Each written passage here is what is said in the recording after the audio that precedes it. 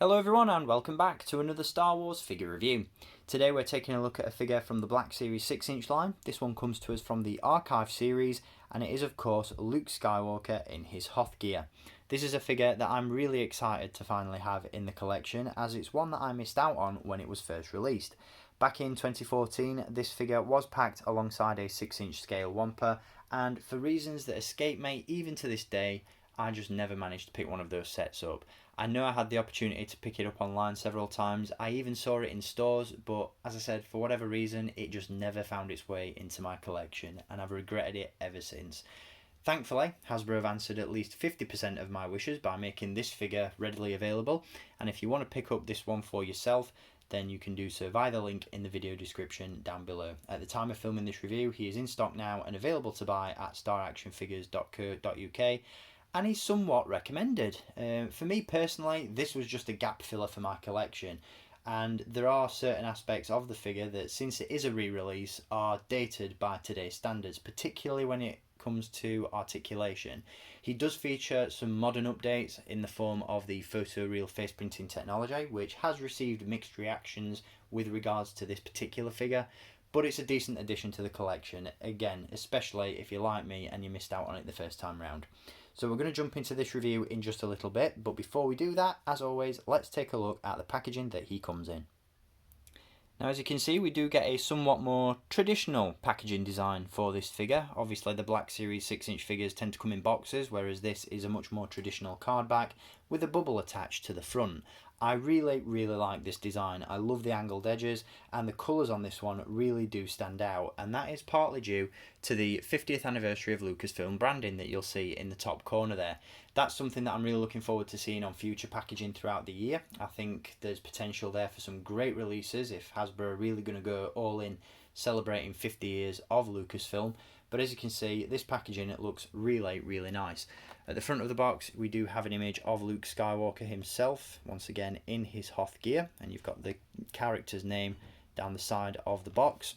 On the reverse side, you've got that image of Luke once again, accompanied by a brief description of the character, and as you can see, in celebration of 50 years of Lucasfilm, we've got a timeline of the movies and various other Star Wars media along the bottom. Hopefully this leads to some really varied releases from all of these areas of the Star Wars saga. I'm particularly excited for some potential figures from Legends and Rogue One and Solo. I don't think we've seen nearly enough figures released in the Black Series from these two films, but there's definitely a lot of potential there, so really excited about that. So that's about it for packaging. Pretty standard stuff really, as nice as it looks.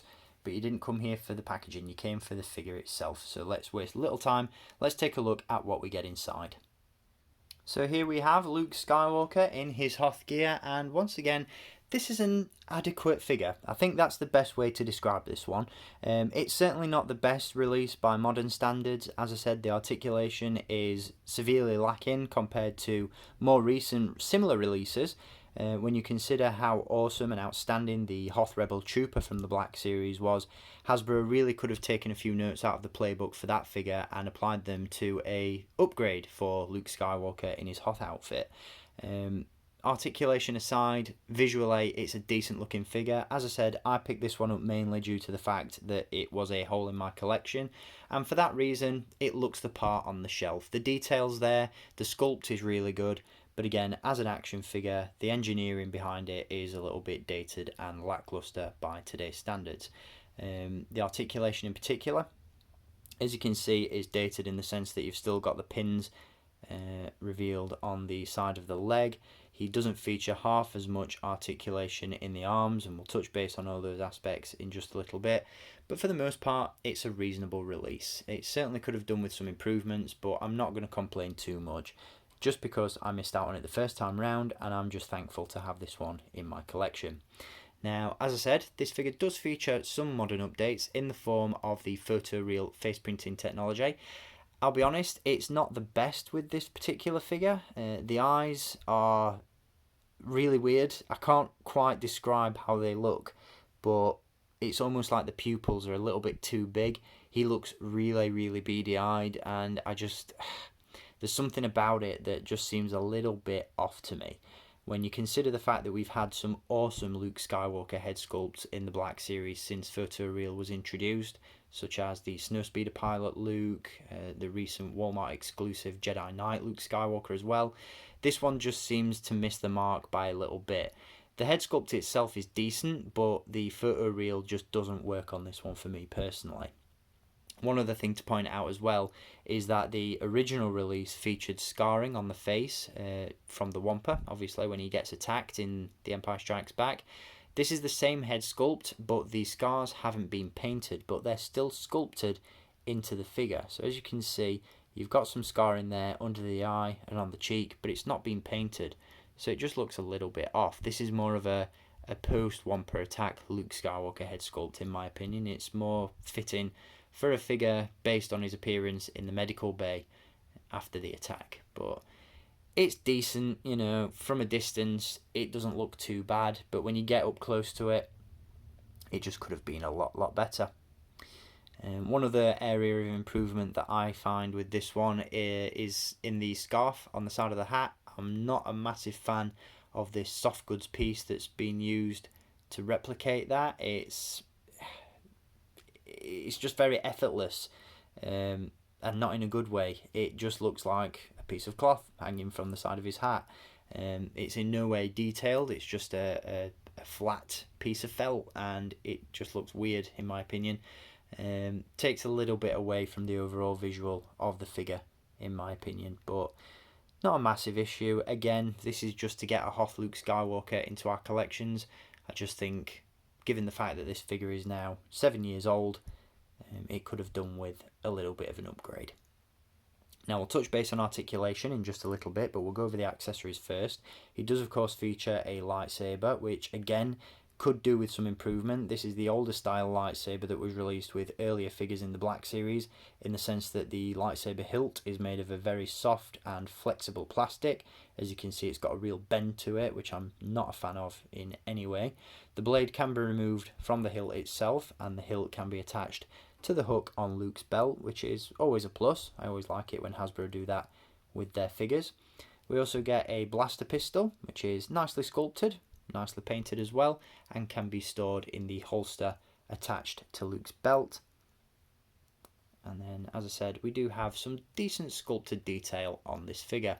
You've got his comlink on the gauntlet there, his rank badges attached to his jacket, belts, buckles and pouches around the midsection. That's really cool. Really nice sculpted textures in the costume itself. Certainly looks nice and warm. Same can be said for the boots. A little bit of weathering wouldn't have gone amiss on this one, I don't think.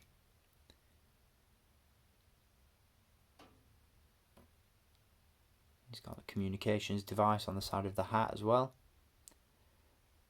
Just overall a decent figure.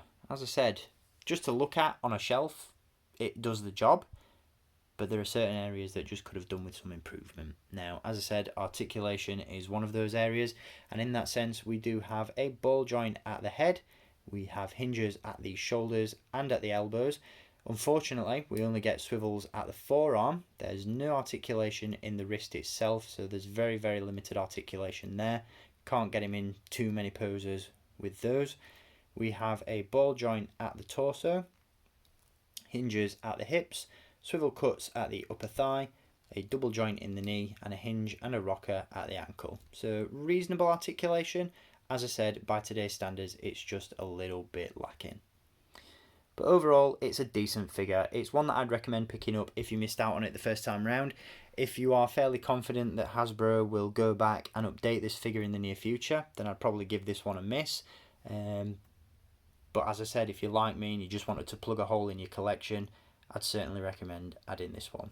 So I hope you've enjoyed taking a look at this guy, and I'll be back with some more reviews very soon. So until then, as always, thank you for watching, keep collecting, and may the force be with you.